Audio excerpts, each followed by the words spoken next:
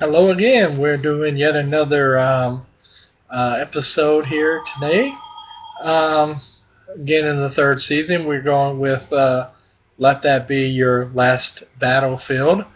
Let me go ahead and hit play. Again, I hope you're following along on Netflix or your own DVD or something like that. And here we go, play.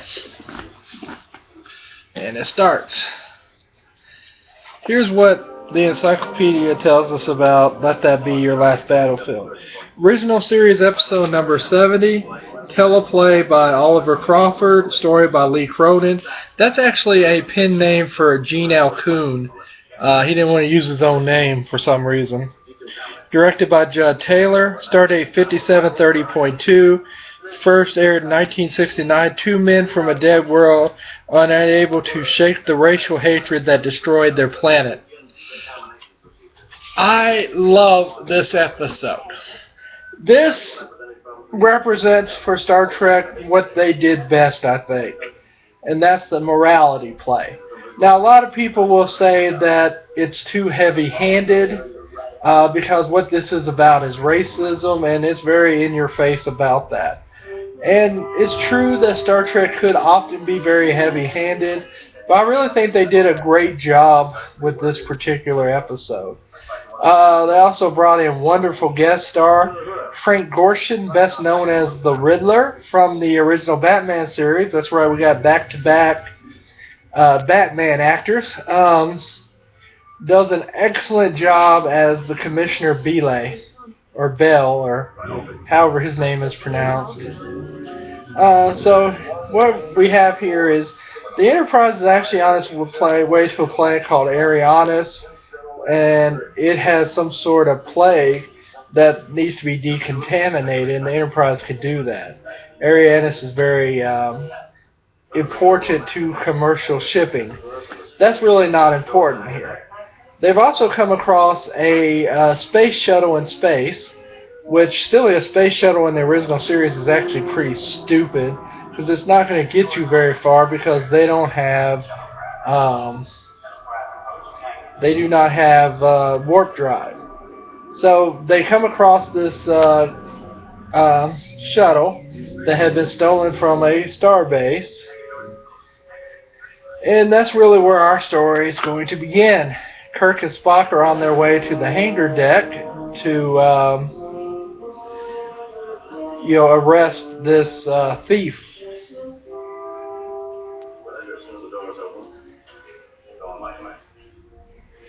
So, very smart here. They're actually waiting for decompression, and here is the guy who stole the shuttle. His name is Lokai.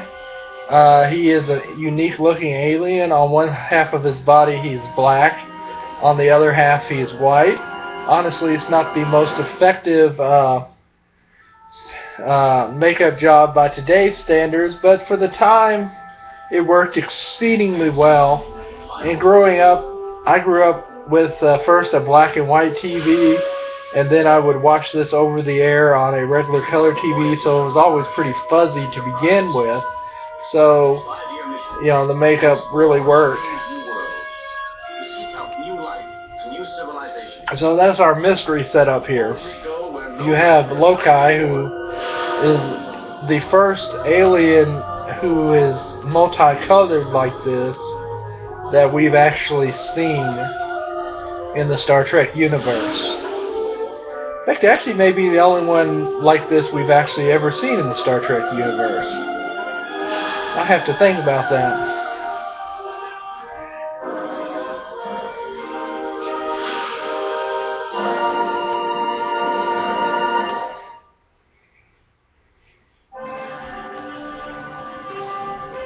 So here we are, the Enterprise is on its way to Arianis to do its thing. They have to decide what they need to do with Lokai. They have him in sick bay.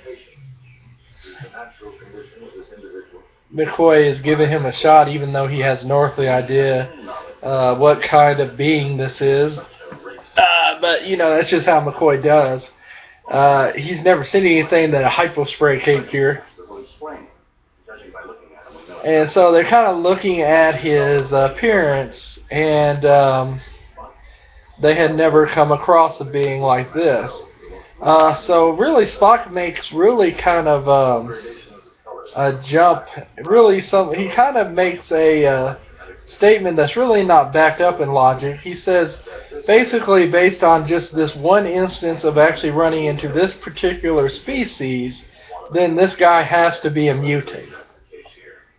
And McCoy actually agrees that you can't make a determination like that based on just one specimen from a species. And here's Spock questioning McCoy on actually using Federation medicine on a being that we don't know anything about. McCoy, of course, gets pretty defensive, but that's kind of... He gets pretty defensive anytime Spock says anything.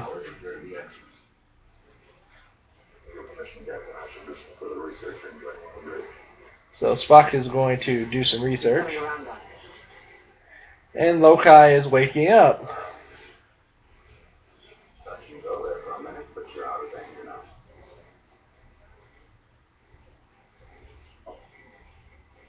You're aboard the Starship Enterprise. Heard it. Fleet of planets. Federation. So is the shuttlecraft that you're flying. Yours? Don't you usually know property you stole? It's very strange that Loki has heard of the United Federation of Planets and the Star Trek Enterprise, but he had no idea that he was on a Federation starbase, stealing a Federation shuttle. That seems kind of silly. This is an interesting philosophy. He felt that he was entitled to use the shuttle because he needed it, and I think in his own mind that he believes he would have eventually returned it. Who are you? Venus Lokai. Gone. From the planet Charon. So we find out he's from the planet called Charon, not to be confused with Pluto's moon. What are you doing so far from home? You understand that... And he's very defensive about answering questions about what he's exactly doing. Serious charges. I would have returned the ship as soon as I... What were you going to do? You monotone humans are all alike. Now he accuses Kirk and other monotone humans of being racist. Well, answer no more questions. He stops himself from answering any questions. So he was afraid he was about to give away too much of what he was doing. Normal. But if I had your reading, I would be the most incredible physical specimen of all time. We've never encountered a being like you. I'd like to know more about you and your planet. I'm very tired. So he refuses to answer any more questions about himself or his planet. I insist. I'm extremely tired. Made so by your vindictive cross-examination. And he even tries to turn it back on Kirk, you know, pretty much implying that it's Kirk who has the problem. Of course, Kirk isn't buying this. So Kirk just simply tells Uhura to let the starbase know that they caught the guy, and as soon as they can, they will be shipping him right back there. Holmes, if you're satisfied that the mutation theory is applicable, I'll make a note of it in my report. And again, they are going to assume that Lokai is a mutation, which again makes absolutely no sense. I'll be right there. Now, originally this wasn't going to be the makeup for these aliens. Apparently, the original concept was that one of the groups would look like devils and the others would look like angels, and frankly, that just would have been stupid. Here's another example of them trying to save money in the third season. We're going to have the first appearance of Commissioner Bell, or Belay, or Belay. And he comes aboard, he beams off of an invisible ship. The reason the ship is invisible before it is destroyed is because, frankly, they couldn't afford to build another model. So they went with that. vessel out there yet. Could it be a Romulan ship? Using that closing device. This would not be a Romulan vessel. It's good that they actually used continuity and they actually talked about the cloaking device of the Romulans. The size of the craft indicates a rapid scout vessel. 1 or 2 man crew. So basically, they know exactly what kind of ship it is, they just can't see it, which really kind of makes it a pointless cloaking device. Because everyone in space would pretty much have sensors, and just being not seen doesn't necessarily help you all that much. Weaponry on the vessel side? Nothing identifiable. The craft appears to be built for speed rather than combat. Something out there can't be seen. Exclamation. No. Completely elusive. Of course, Spock has no idea what's going on here.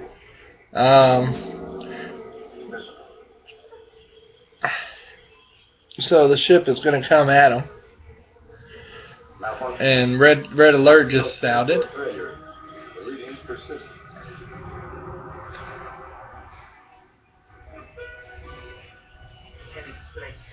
And it's prepare for ramming speed.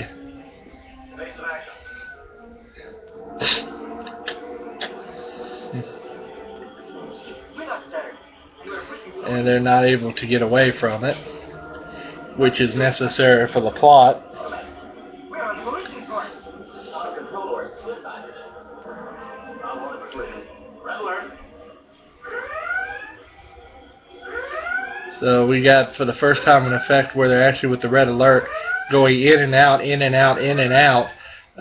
Supposedly they actually did that to honor Frank Gorshin's work on Batman, because that was really a camera technique that they used on that old show, which incidentally is an awesome show. If anyone's looking for something to buy me for some sort of holiday, the Blu-ray or DVD set of the Batman series would be most appreciated. It's gone now, Dick, but it seems to have deposited. So the ship pretty much disappears, it disintegrates, and it deposits. Here's Commissioner Bell, or Bailey, or Bell. We'll see how it's pronounced here in a second. Played by the most awesome Frank Gorshin. And he is also black on one side and white on the other. So what's going to turn out to be, and the big problem with the clothes the guest stars wear in this episode is there's a lot of bulging that takes place, and that's just not appropriate. Anyway, soon we're going to get to the crux of this, where Bailey, or Bell, is actually chasing Lokai to bring him back to Chevron, not Chevron, that's the gas station, to face charges of being a revolutionary and basically an adjutant. What brings you to us? You bear precious cargo, Lokai. He's taken refuge aboard this ship. I'm here to claim it. So he's here to claim Lokai. All personnel aboard this vessel are subject to my command. And of course Kirk tells him that, you know, he's the one that makes that decision. Anyone without due process. So we're going to have some sort of hearing. Captain, I overstepped my powers. Claim is undoubtedly an unfortunate word. What is your authorization? From what source? I'm Chief Officer of the Commission on Political Traitors. Lokai was tried and convicted of treason. See, Lokai was convicted of treason, so they're going to try to hunt him down so they could punish him. He's in sick bay. Remember, since you're aboard the Enterprise, you're bound by its regulations. Your permission, Captain. And of course, Bale here is actually trying to do everything correct to, you know, gain the favor of Kirk and his crew. And so here they come down to sick bay, so these two countrymen can be reunited. And what we notice is that while they're each black on one side and white on the other, it's actually reversed for the two of them, and that's the difference in their groups on the planet. again, this is an episode that's very much about racism. And they're using this to show just really how foolish racism is. Basically, these guys are of the same race as we are all of the human race here. And their only difference is which side of their face is black and which side is white. Yet it's enough for these two groups to absolutely hate each other. And this episode kind of comes out of the 60s, where there was the civil rights movement, and there was a lot of racial animosity, and there were riots, and it was a problem that we were truly definitely dealing with in the 60s. It culminates in the civil rights movement, and I'm sad to say it's a problem that we still seem to be dealing with today, as we have our prejudices. Not only do we have prejudices against people of other races, we have prejudices against people of certain genders, we have prejudices against people of different sexual orientation. So still, this episode is very poignant because prejudice is still very much part of our society. And so apparently what we find out is Lokai has been running, and he's been trying to find other revolutionaries. He's apparently the leader of this subversive group, Sharon, and he leaves to find others. And Lokai accuses Bell's people of actually trying to commit genocide.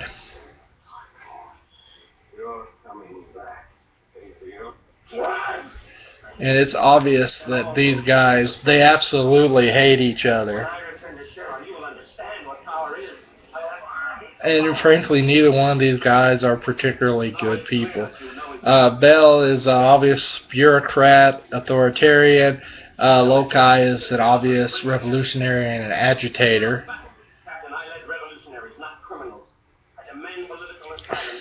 So here's what we get to.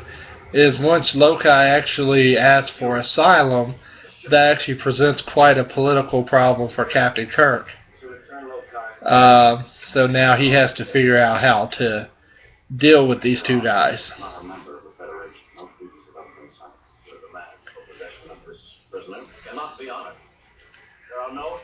So, because there's no expedition trade. This is actually a really good part of this episode, because this is how it works on our planet. We don't have extradition treaties with every country. So special legal means have to be performed to extradite prisoners. And this is the case. And of course, Bell wants Lokai immediately, but Kirk refuses because Kirk has to save this planet first. And plus there's still the matter of the stolen space shuttle that Lokai still has to actually, be tried for in the Federation. So basically, Kirk is telling Bell that he has to wait.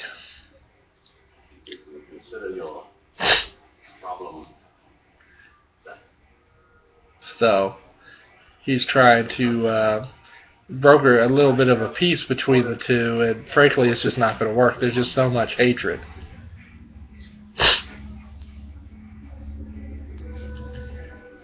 I suggest you get a great deal of rest, especially you'll both, of course.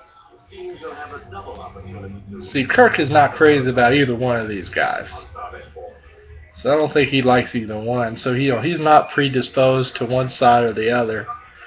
I think he really thinks both of them are kind of jerks. So the ship is now off course, and what they'll find here is it's actually Bell who has special mental powers, and he's able to take control of the ship.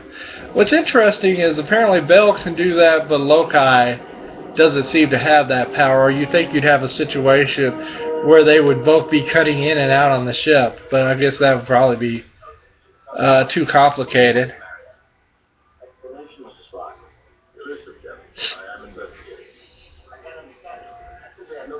So now they find that they're going to find out that they're actually on a course for Charon. Scotty can't fix it. He puts it in his high handheld Simon Says game.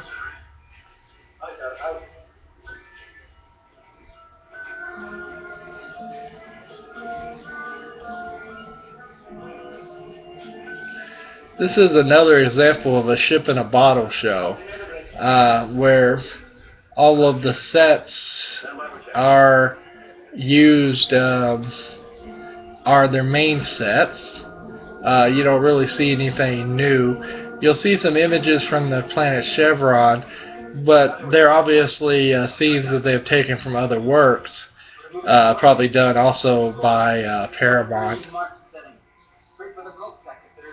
Or not Paramount at the time. It was actually, first it was Desilu, and then it was a Norway production. Then ultimately it becomes Paramount. So we got Red Alert.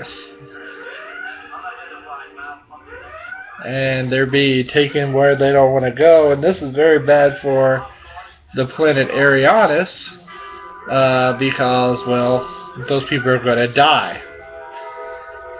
So we got Lokai, he's leaving Sick Bay. 403 Mark 7. Confirmed, Captain. Holding pattern. Coordinates now indicate we're charting course. Charon lies between 403 Mark 7 and Mark 9. What's interesting here is that they seem to know of the planet Charon, because they know that that's where they're heading. The computer tells them that, but on the other hand, it actually seems like they do not know that when they came across these two, they were unaware of that planet. So that's a little bit strange. There is actually a technical problem with this episode, and it's something very common in early Star Trek. It's actually distances, where they pretty much say the planet Charon is in this episode. It would actually take them years and years and years to actually reach it. But again, that's just the problem that they had. They didn't really start to really think about the enormity of the galaxy really until the Next Generation. And, I think that's a forgivable thing. It's not something you would really think about in the 60s. So Bell tells them that he's the one that did it. Both the aliens are up on the bridge. Lokai wants Kirk to kill Belli.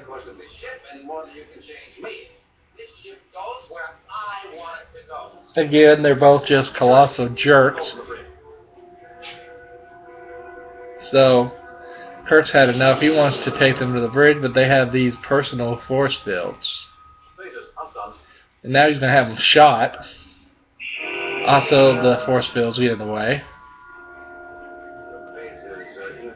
You would think that they would have, I don't know, scanned them for such things, but that's okay. Expecting help from someone like you. So Lokai is turning on Kirk here, even though originally he's trying to get Kirk to help him. Again, Lokai is not a good person.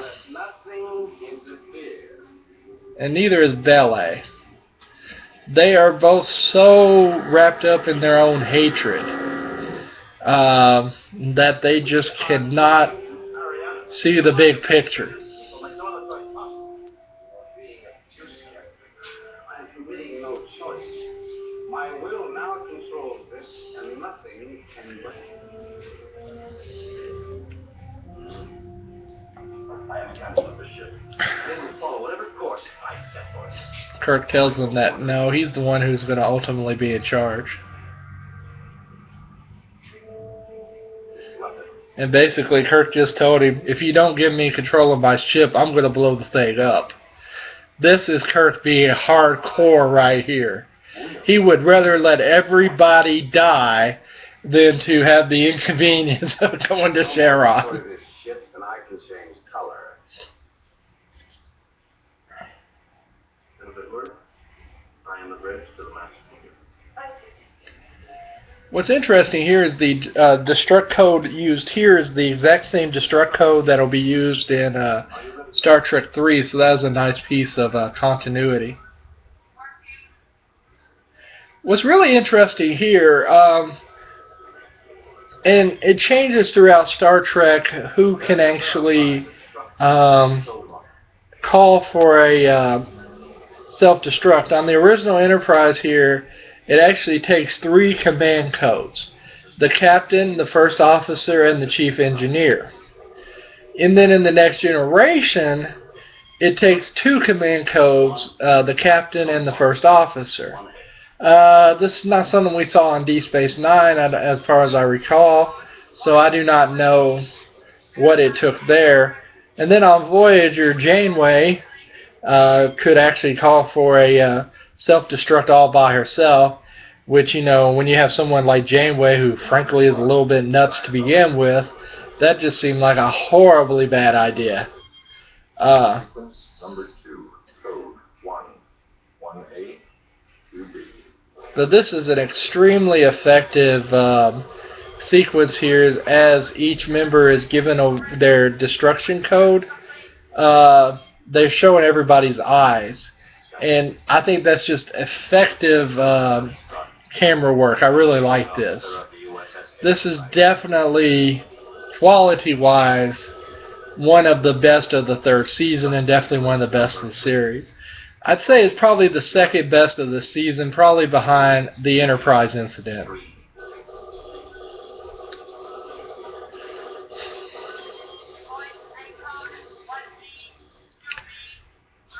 You got Chekhov and Sulu, who are sweaty and nervous, as is Lokai.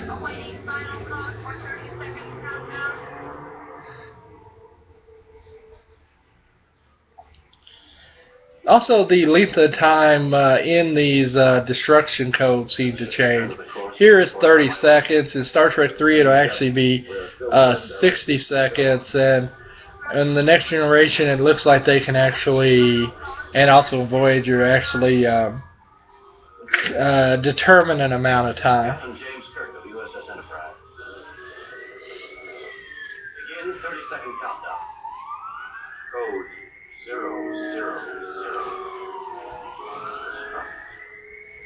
000 destruct 0. I don't necessarily think it's so much the actual code number itself as much as the actual voice print that sets off that final destruction. That's how they went to commercial. So now we have the countdown, and here we have a stalemate. What's Bele gonna do here? From 5 to 0.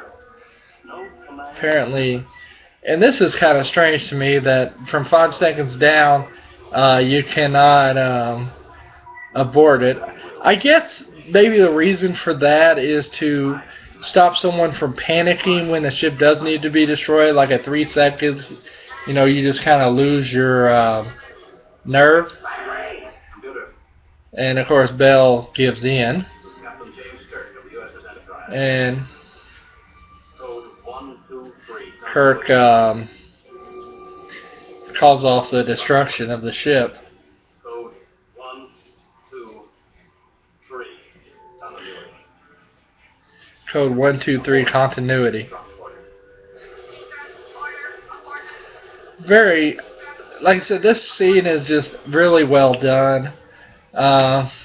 It's just great. Mr. Spock, is the ship headed for Arianas? Negative, Captain. The Enterprise is now moving in a circular course. So now they've regained control of the ship. They're able to just head back to Arianas.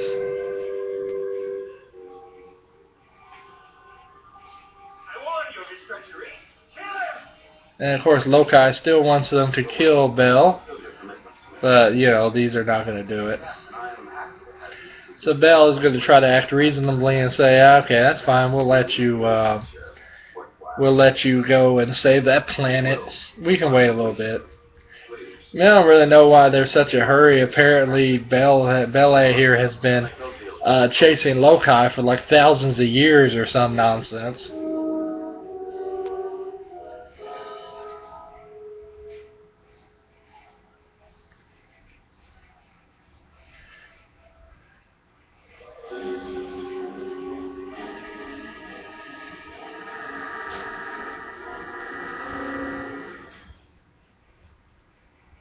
course is now in your control. And there we go. We get to go back to Ariana's.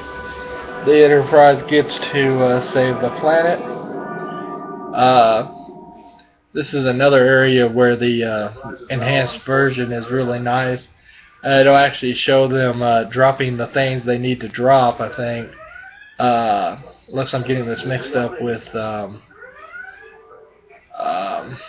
Operation Annihilate. But I believe it actually shows the ship dropping what it needs to drop to decontaminate the planet. And it's a good set. Which is governed by the United Federation of Planets. Full exercise of individual rights. So Kirk is explaining the philosophical standards of the Federation, where everybody has rights and we treat each other fairly.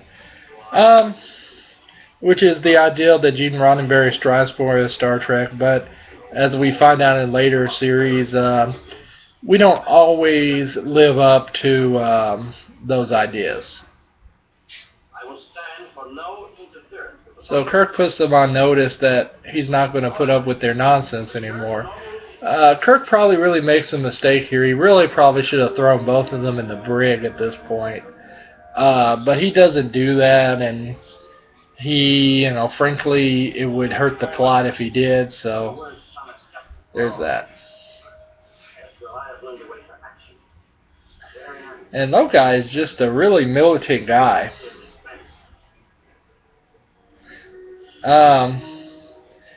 Another problem here is, again, it shows the poor security on this ship.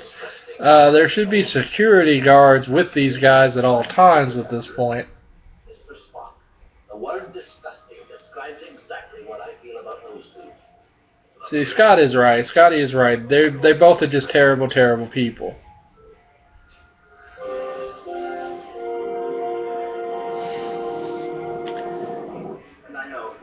So this is an interesting scene. Lokai is actually, this is what he does. He goes out and he finds followers. And he's actually talking to some of the members of the crew. Sulu is there. Chekhov is there. Lieutenant Leslie is there. And, he's trying to explain why he acts like a madman. That he's being driven to that because his people are being oppressed. And he's talking about how awful his oppressors are. And he's talking about racism.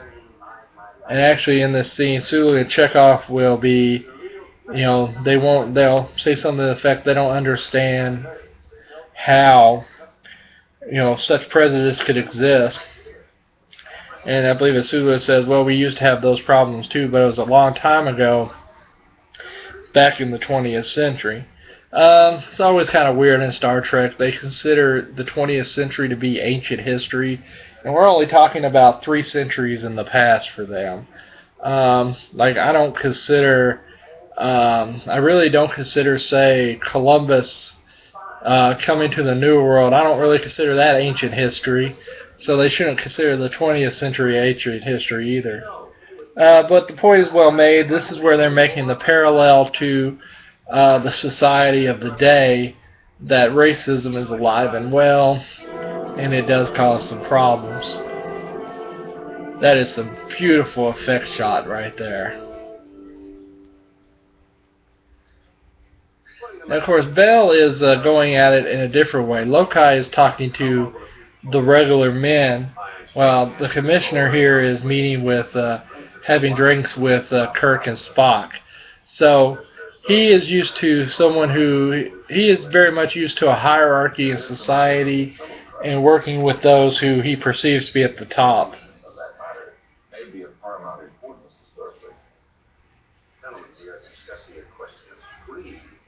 Surely, stealing a shuttlecraft. Of course, Spock points out that, there's still the matter of the shuttlecraft before they can even consider extradition and ballet.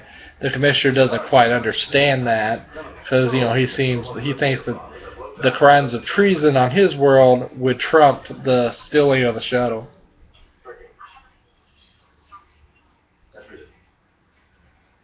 Starfleet Command extends greetings to Commissioner Beale of the planet Charon. His urgent request to be transported to his planet with the man he claims prisoner has been taken into consideration. great regret that we cannot honor that request. Into the 1960s, So Bell thinks that he's been kind of messed over here because Starfleet won't just hand Lokai over without a formal extradition hearing. So Bill, the commissioner, believes that Lokai has really found allies here. Don't recognize themselves as insects. He will evade, delay, and escape again, and in the process. So Bell is concerned that he'll escape and they'll continue this chase that they've been on for what seems to be millennia at this point. Lies, loathsome accusations, and views. And here's where the commissioner really lets it fly about how much he hates Lokai and his people. It's obvious to the most simple-minded that Lokai is of an inferior breed. The obvious visual evidence And here is the is of the same. here Bell makes the commissioner makes the argument of the races, that he said that Lokai, it's obvious that he is of an inferior breed because he is different, and that was the justification for prejudice against many races and many people and women and homosexuality and other groups for countless years, is that they're obviously inferior. And what Spock points out to him, and it's deeply offensive to him, is that basically the two of them look very similar. Their colors are just inverted, and it's obvious that they come from the same race, the same planet. This is, of course, deeply offensive to the commissioner.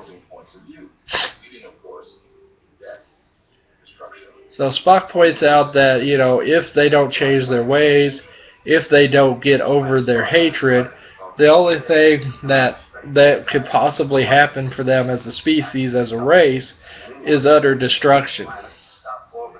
And frankly, this is a message that really would resonate in the 1960s.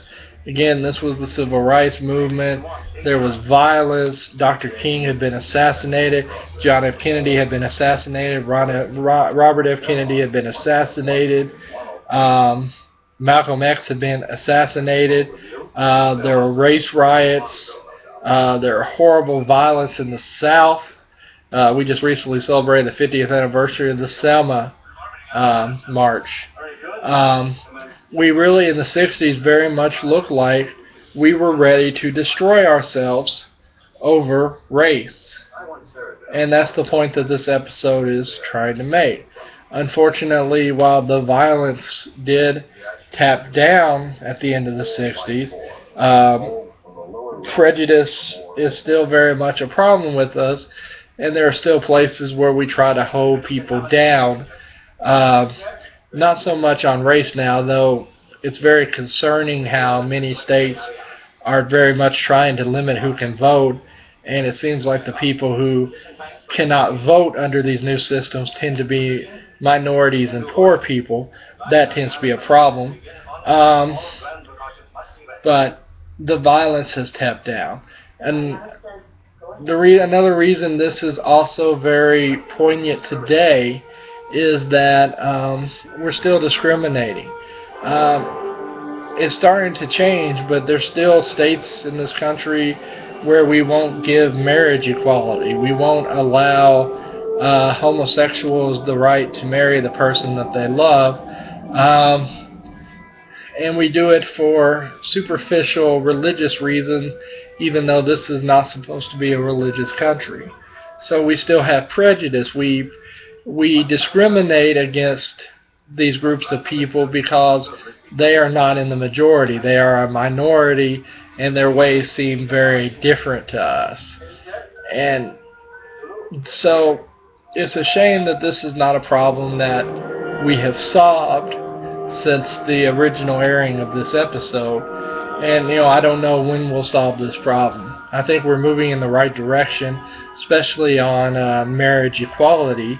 I think we're going backwards in voting rights, but I hope that soon that can be remedied as well. For Starbase 4.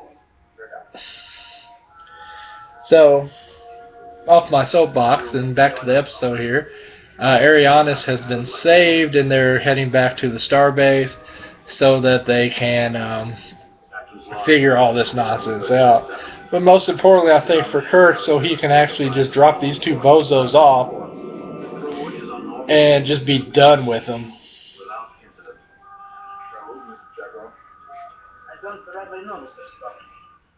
I was trying to program for Starbase 4 as ordered.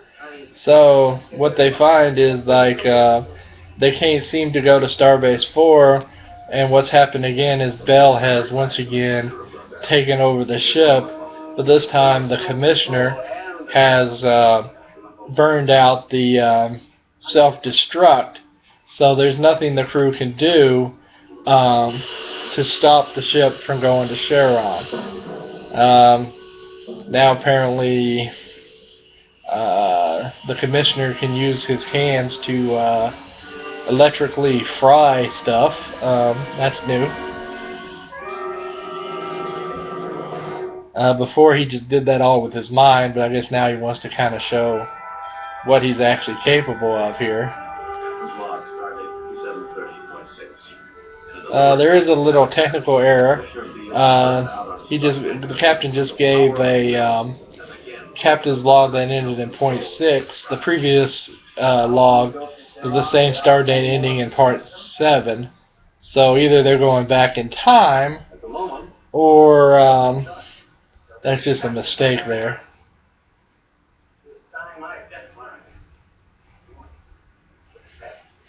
So Lokai is upset now because he knows going to Charon is a very bad thing for him.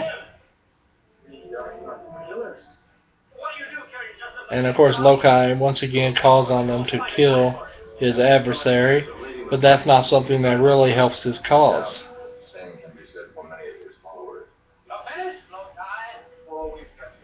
Again, what I like here is that they're not showing that one of these guys is a whole lot better than the other guys. They're showing that they're both flawed, and that neither one of them is really good. And this shows us that those who would use violence on either side of any problem are really in the wrong.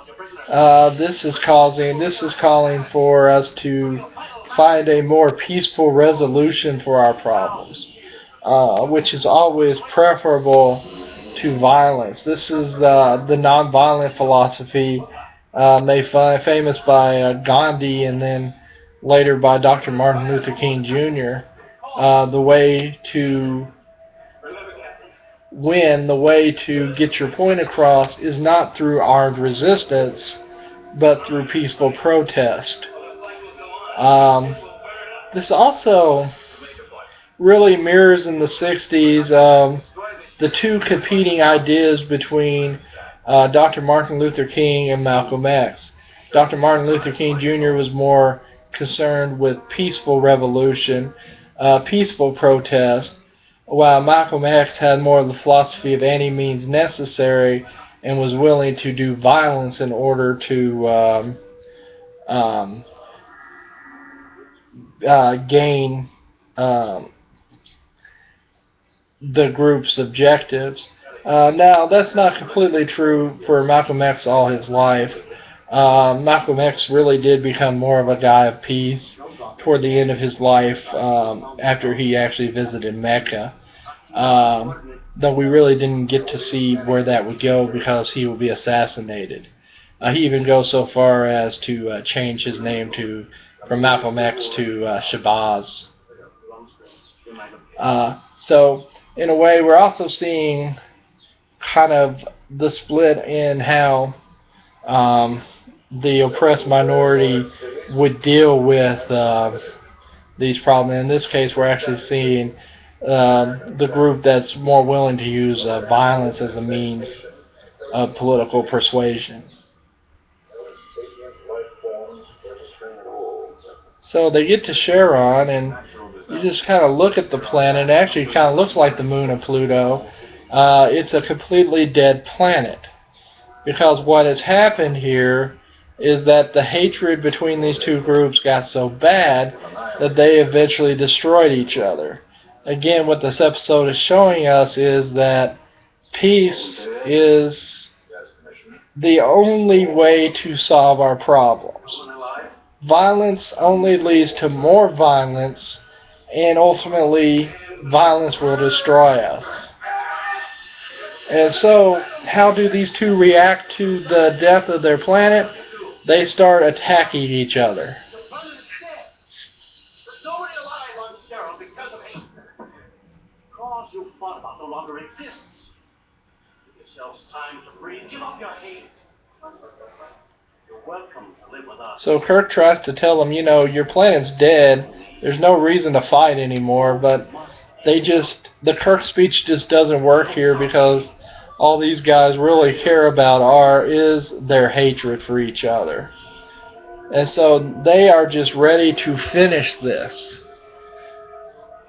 That now the only way that this ends is in death. So Lokai leaves, and then Bell is going to follow him. Lokai is going to make his way to the transporter room and beam down, and the commissioner will follow him. This actually leads to possibly the most unintentionally humorous part of the episode, as the two natives of Cheron are running through the corridors. They're running extremely strangely. I really like this sequence, though, as they're running through the ship, because what they do is they intersperse what we assume to be pictures from the planet. And it's buildings on fire, and it's just scenes of utter destruction. Yeah, just look at that running. It just looks funny. But I like how they're showing really what's going on the planet. Yeah, that's not how you run. Buildings on fire, just devastation. And, you know, nobody's doing anything to stop these guys. Because, you know, there's no real way to actually stop them.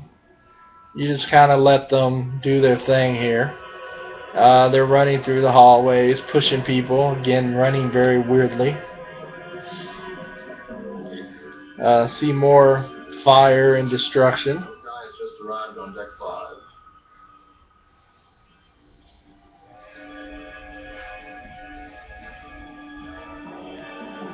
And you have, I like how you have just random crew members just nonchalantly walking the corridors there like nothing's going on. Passing recreation room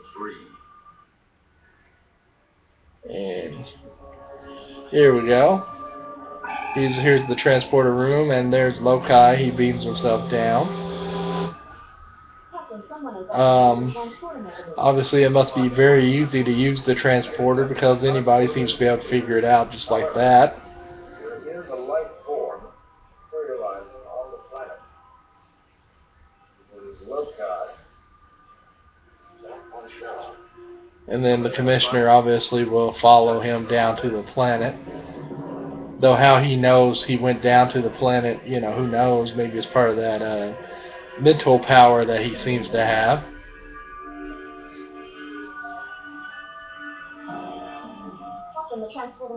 And there's the commissioner. He's headed down to the planet as well. And of course, here we have the last two members of this race, this planet, and soon they will both probably be dead. Because that's the only place that their hatred can lead them to. Makes sense. You expect sense from two mentalities with such extreme viewpoints. Not logical. The planet's dead. To make sense from two entities with such extreme viewpoints is not logical. That's the point of this episode. These two guys were so extreme and so buried into their hatred that they just could not see past their hatred for each other. And this civilization, because of this racial hatred, absolutely had no sense. And that's the moral of the story. You don't have a humorous tag going out. That's just how it ends. Kirk and the crew just leave those two there because they cannot be saved. Again, I love this episode. This is one of my favorites. A lot of people think it's kind of heavy-handed. I just think that it's an excellent morality play. And I think that it's still very relevant today as we still deal with all kinds of prejudice. So let me know what you think. If anyone actually watches this, drop me a comment. I share this on my Facebook page. Leave me a Facebook message. Thanks again for hopefully someone watched. Have a good evening. Bye.